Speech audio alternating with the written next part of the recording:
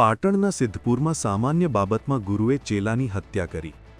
તિરુપતિ માર્કેટના બીજા માળે એક ભિક્ષુકની લોહી લુહાણ હાલતમાં લાશ મળી આવી હતી.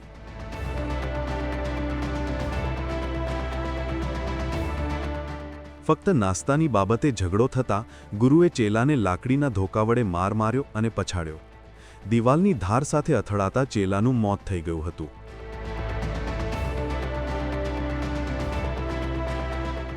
ત્યારબાદ ગુરુએ તેનો મૃતદેહ બહાર ફેંકી દીધો હતો. પોલીસે ગણતરીના કલાકોમાં આરોપી દીપક પરમાર ઉર્ફે દીપક ગીરીને ઝડપી પાડ્યો.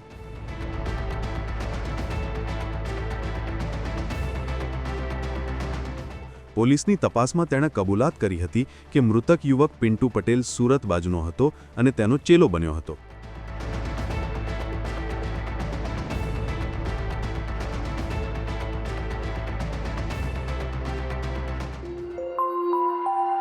you